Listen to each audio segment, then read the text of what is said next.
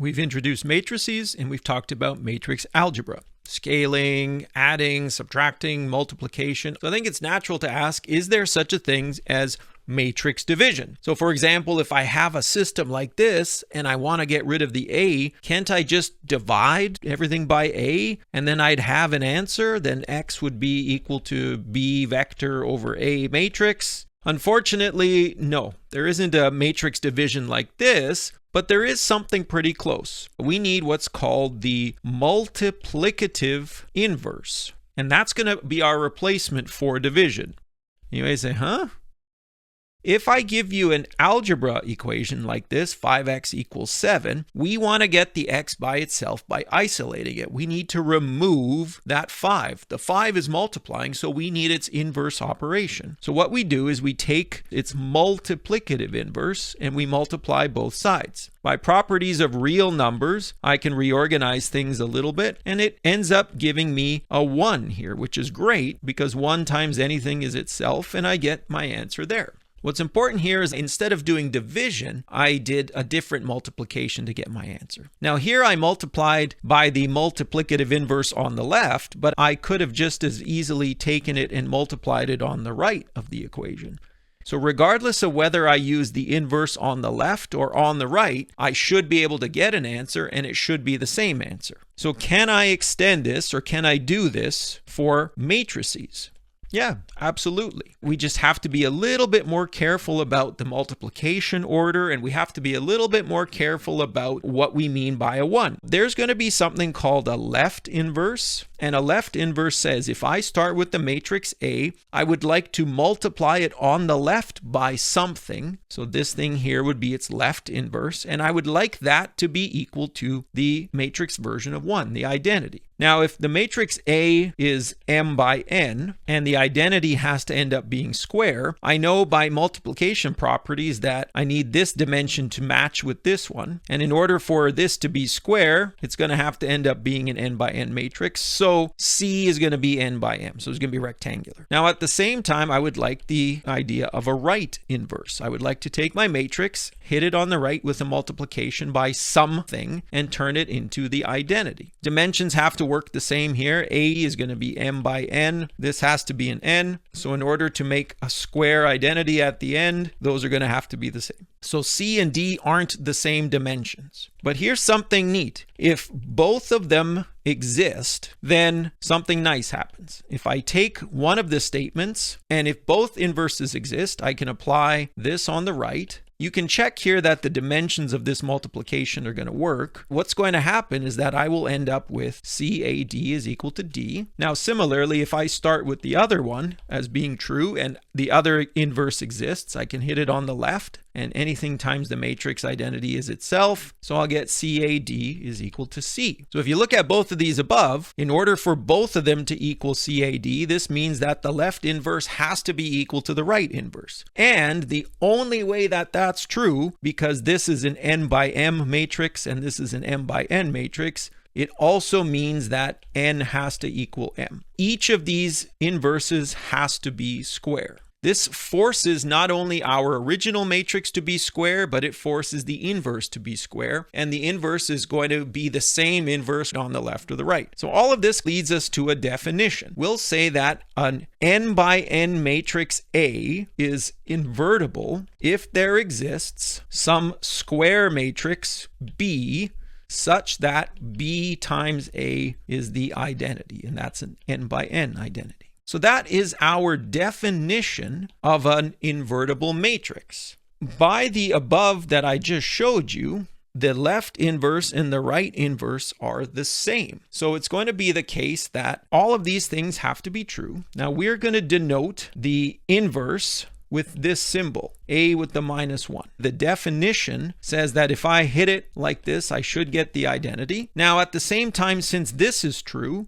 as a consequence, I also have that A times A inverse on the right is the identity. By the definition, what this tells me is that if I take this to be the starting or the focal matrix, this guy is its inverse. So this tells me that the inverse of the inverse is just the original. So if I had this statement, This is the matrix I'm interested in talking about. This would be its inverse. And since this has to be true too, this is the matrix I'm interested in. So this thing right here is the inverse. So there are other consequences. For example, if I take two matrices and I multiply them, I would love to know about their inverse. If AB isn't going to be invertible, that means I take it as the focal matrix. That's what I'm interested in. And that means there exists some other C that makes this work. And in order to make this discussion work, I'm going to assume that both A and B are invertible. So they have their own inverses. Now, A and B both have to be square. I would like to know what I should hit this equation with to turn it into the identity. Well, I'm going to do this in stages. I'm going to take this statement and then hit it on the right with B inverse because I know that it exists. So whatever I do to one side, I have to do the other. Matrix properties allow me to put brackets wherever I want. And by definition, this is going to be the identity. So I've got CA is equal to B inverse. And now I'm just going to play this game again. I'm going to take that statement, hit it on the right with A inverse. And by matrix properties, this is going to be the identity. So what I have just found is that there is an inverse. It's related to the individual ones. I have just shown you that the inverse of a product is equal to the product of the inverses, but in reverse order. And this is just a consequence of the definition of invertible matrices.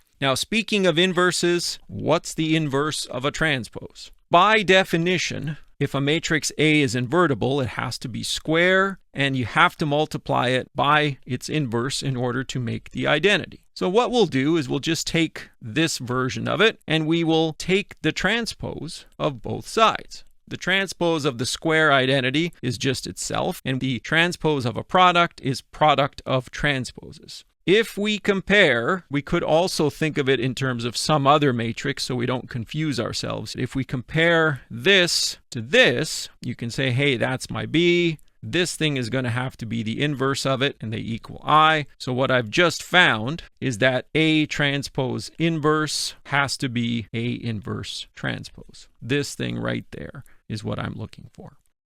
Being invertible has a lot of interesting consequences. Is there a way to figure out whether or not I'm invertible? So if I have a matrix that's invertible, that means there exists this A inverse such that when I hit it on the left, I'll get the identity. If that's the case, you get a lot of amazing things. Take this equation, for example, AX equals 0. Because I have a 0 on the right-hand side, it's not possible for me to get any contradictions. So I could either get the unique trivial solution, or I could get a free variable and I'd have infinitely many solutions. And I'm curious about what X will be.